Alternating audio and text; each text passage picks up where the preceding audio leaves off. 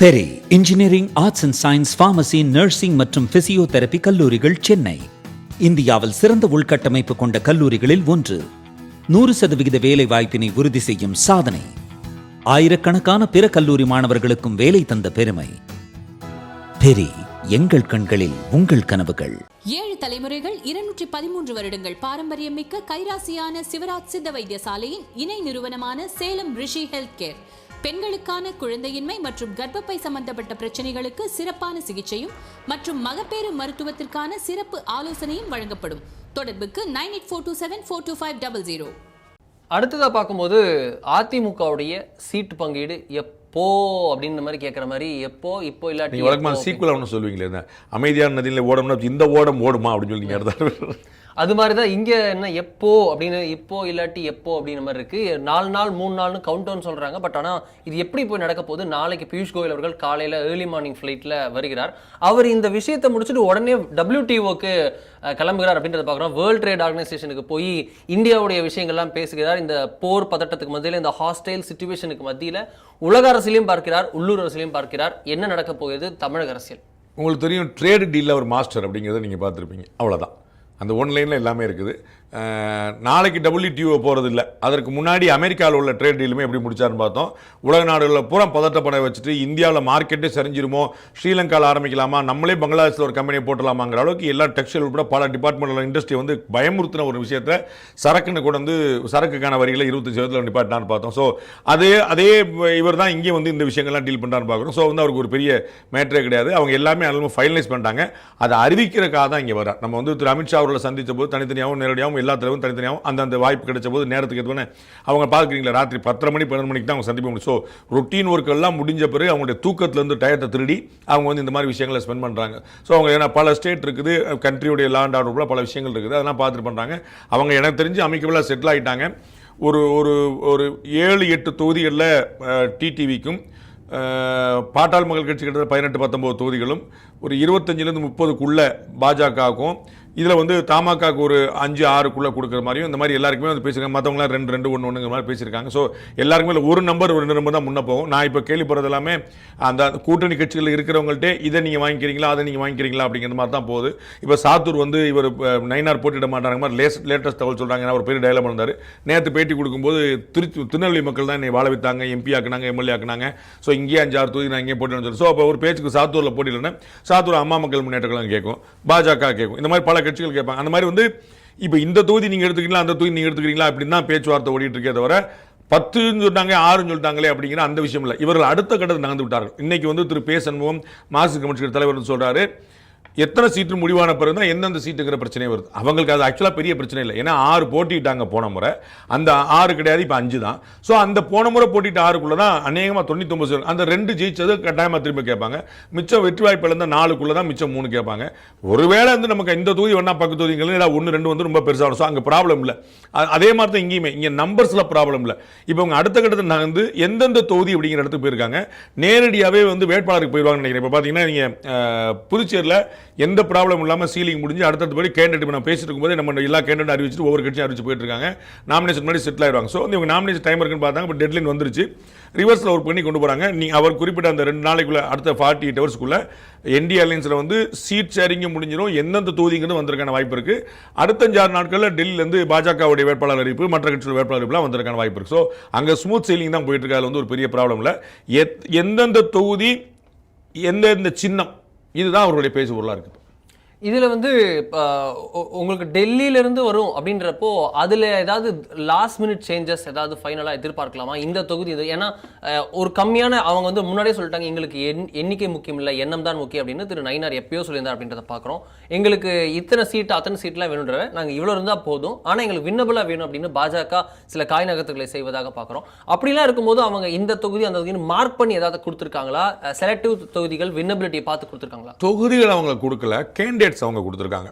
கடந்த 2021 பாரத பிரதமர் வந்து கன்னியாகுமரிக்கு வந்தபோது காந்தி எப்படியாவது அங்கே ஜெயிச்சாகணும் அப்படின்னு அவர் பர்சனல் இன்ஸ்ட்ரக்ஷனை கொடுத்துட்டு போனார்னு தகவல். ஆர்எஸ்எஸ் வந்து நேரடியாக உள்ள ஃபுல் ஃப்ளெட்ஜாக கிளம்புறங்குச்சு அப்படின்னு உள்ளூர் பாலிட்டிக்ஸில் கூட பல விஷயங்கள் இருந்தனால தொடர்ந்து பல முறை காந்திக்கு வாய்ப்பே கிடைக்காம இருந்துச்சு, போட்டியிட போது வெற்றி கிடைக்காம இருந்துச்சு. இந்த மாதிரி போது அவர் இல்லை, அவர் சட்டமன்றத்துக்கு போய் ஆனது போது சட்டமன்றத்துக்கு வந்துட்டார் அப்படிங்கிற பார்த்தோம். அதை மாதிரி வந்து அவங்க கேண்டிடேட் பார்ப்பாங்க, தொகுதி பார்க்க மாட்டாங்க.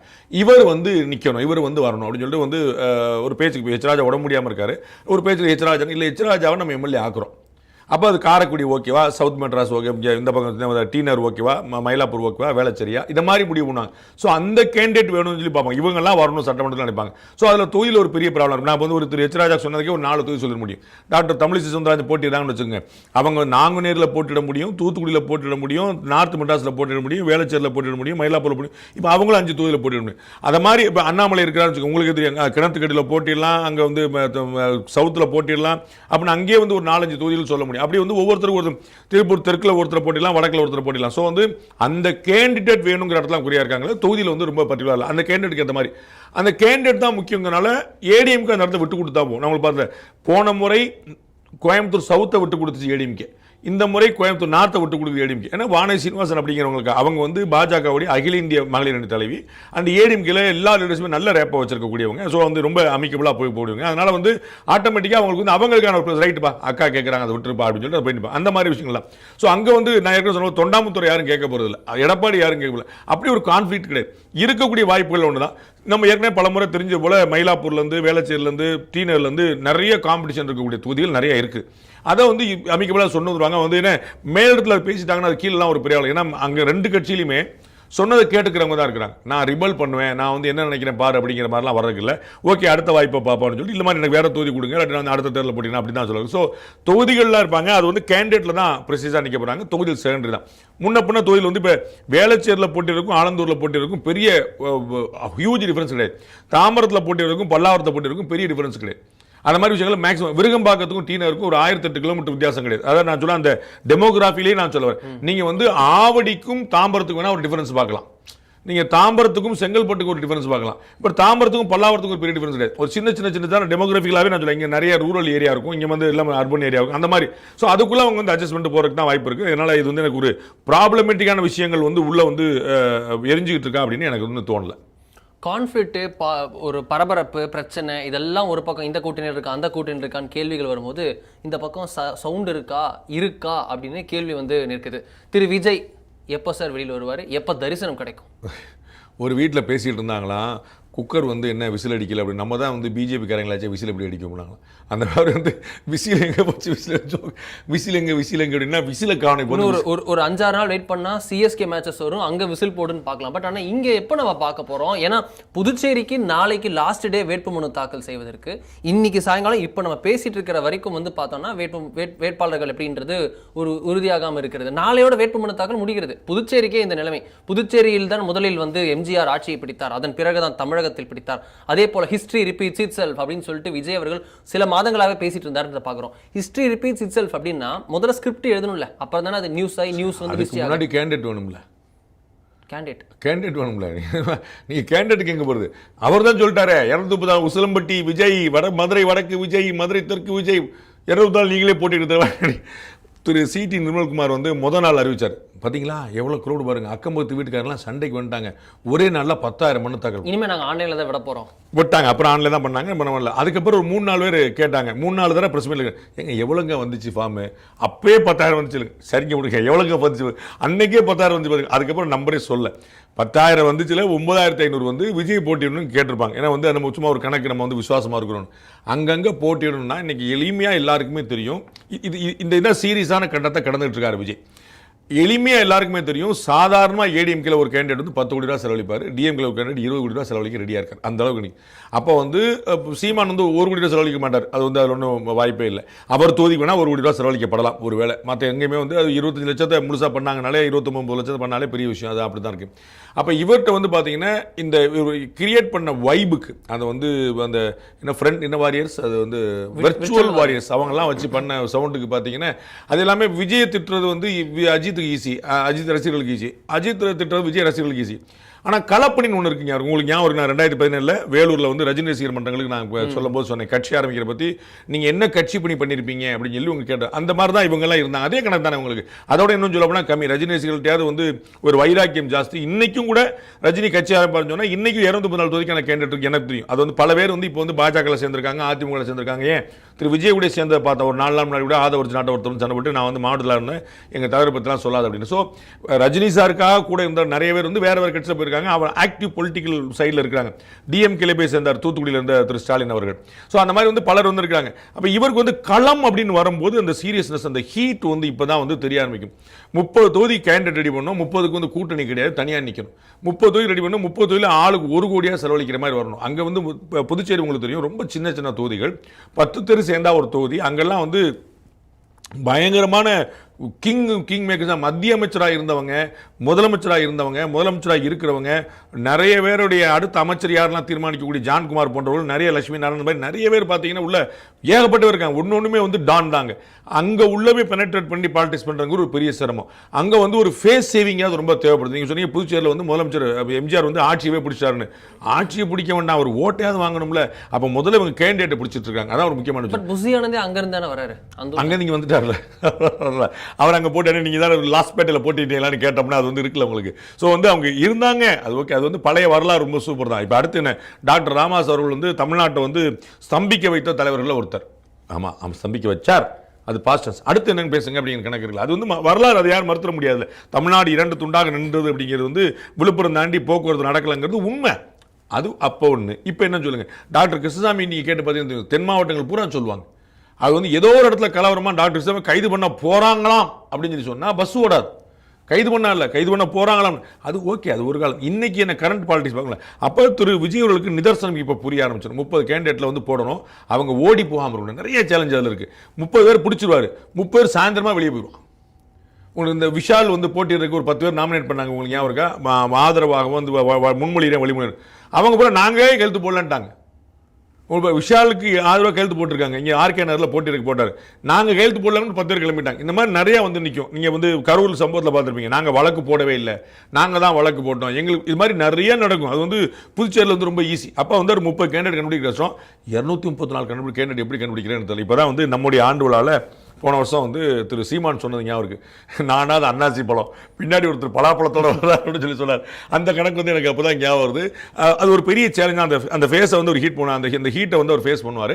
அது அந்த வர இன்னும் அவருக்கு தெரியும், அவர் ஒரு தனிநபர் மட்டுமே பத்தாது அப்படின்னா திரு சீமான் தனிநபராக இருந்து முயற்சி பண்ணார். ஏன்னா அவருக்கு இழக்கிறதுக்கு எதுவும் இல்லை. இப்போ ஏன்னா அவர் வந்து முதலமைச்சர் இன்னைக்கு சொல்றாருல, கத்தி டயர்ட் ஆகிட்டேன், எவ்வளோ வருஷமாக கத்துறாரு. ஆனால் இவருக்கு வந்து முதலமைச்சர் ஆகிட்டோம், நேராக இப்போ தான் லோக் பவன்லேருந்து வரணும் அப்படிங்கிற மாதிரியான பொசிஷனில் நிற்கிறாங்க. அப்போ வந்து இவர்கள் எவ்வளவு வாக்கு வாங்குறாங்க ரொம்ப முக்கியம். அதற்கு ரொம்ப பேஸ் வந்து விலை போகாத கேண்டிடேட்ஸ், செலவு செய்கிற கேண்டிடேட்ஸ், செல்வாக்கு மிக்க கேண்டிடேட்ஸ், இது மாதிரி நிறைய சேலஞ்ச் இருக்குது. அது எப்படி ஃபேஸ் பண்ணான்னு பார்க்கணும். விஜய் வந்து தனக்கு விழக்கூடிய வாக்களை உறுதிப்படுத்தலாம். ஆனால் அதுக்கு வந்து கேட்டலிஸ்டாகவும் மீடியேட்டராகவும் செய்யக்கூடிய வந்து அந்த கேண்டிடேட்ஸ் அவங்க வாங்கி தான் விஜய்க்கு கொடுக்க முடியும்.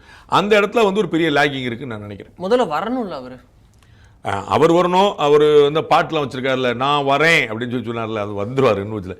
அதாவது இன்னைக்கு வாக்குகள் பாருங்க, ஒரு தலைவர் எல்லா நாளும் நடு ரோட்ல இருந்து பிரச்சாரம் பண்ணா தான் வாக்குங்கிறது இல்லை. அவங்க பயன்படுத்தின செல்வாக்கு பொறுத்து நீங்க அடிப்படையில் பார்க்கணும். எம்ஜிஆரும் ஜெயலலிதாவும் கட்சிகளுக்கு முன்னாடியே, கட்சியில் இருந்ததுக்கு முன்னாடியே மக்கள்கிட்ட சென்றடைஞ்சிட்டாங்க. ஸோ அவர் வந்து தனியாக வந்து மக்கள்கிட்ட சென்றடைங்கிற அவசியமே இல்லை, அவர் யார்ட்டையும் காட்டுங்கிற அவசியம் இல்லை. நான் வந்து நேற்று ஒரு நிகழ்ச்சி சொல்லியிருந்தேன், இது ஒரு 7 வயசு பையன் குட்டி குறுக்கு ஓடிட்டு இருந்தான். அந்த பையனுக்கு விஜய் தெரியுமான்னு கேட்டேன். கன்ஃபார்மாக தெரியும் அப்படின்னாங்க. அவ்வளோதான். அதே இடத்துல ஜெயலலிதா இருந்தாங்க, அதே இடத்துல எம்ஜிஆர் இருந்தாங்க. ஸோ அவருடைய கட்சியை கொண்டு போய் சேர்க்கல. அந்த முகம் விஜய் அப்படின்னா அவர் தெரியும், அந்த மாதிரி ஒரு கணக்கு. அதற்கு பிறகு வந்து அவங்க டெய்லி போடுங்கிற உத்தரவாதப்படுத்துறதுக்கு மட்டும் தான் தெரியும். உங்களுக்கு 2016 ஜெயலலிதா அவர்கள் 5 கூட்டம் தான் போட்டாங்க. தேர்தலுக்கு வந்து வெறும் 5 கூட்டம் தான். 60-70 கேண்டிடேட் நிப்பாட்டி ஒரே ஒரு பொதுக்கூட்டம், பிரம்மாண்டமான பொதுக்கூட்டம். சரியான வந்து ஜெயிச்சு ஆட்சியை தக்க வச்சுட்டாங்க. திரும்ப 2011 ஜெயிச்சு 2016 ஜெயிச்சாங்க. தனியார் ஜெயிச்சாங்க. 5 கூட்டம் தான் தமிழ்நாடு முழுக்க சேர்த்து. அப்போ என்னென்ன, அவர்கள் ஏற்கனவே உழைத்த உழைப்பு, விதைத்த விதை, அதனுடைய பலன் கிடைச்சு. அது மாதிரி திரு விஜய் அவர்களுக்கு வந்து ஏற்கனவே அவருடைய பாப்புலாரிட்டி வந்து ஏற்கனவே நிற்குது. ஸோ ரீச் வந்து ரொம்ப ஈஸி. கிரவுண்ட் ஒர்க்கும் டெக்னிக்கல் ஒர்க் தான் அவர் பண்ணும். விஜய் ஓகே, விஜய் தெரியும், விஜய் கட்சி தெரியும், விஜய் கட்சிக்கு ஓட்டு போடலான்னு ஒரு குரூப் ரெடி ஆயிடுச்சு. அதை ரிசீவ் பண்ணும்ல, விஜய் கட்சியில் யாருக்கு ஓட்டு போட போறேன்னு பார்க்கணும்ல. நான் வந்து கடம்பூர் ராஜுக்கு ஓட்டு போட போறேன், ராஜேந்திர பாலாஜிக்கு ஓட்டு போட போறேன், ஓஎஸ் மணியனுக்கு ஓட்டு போறேன்னு சொன்னாரு. எடப்பாடி பழனிசாமி முதலமைச்சர் ஆவார். ஆனா நான் வந்து ஓஎஸ் மணியனுக்கு ஓட்டு போட்டு தானே எடப்பாடி பழனிசாமி முதலமைச்சர் ஆவார்.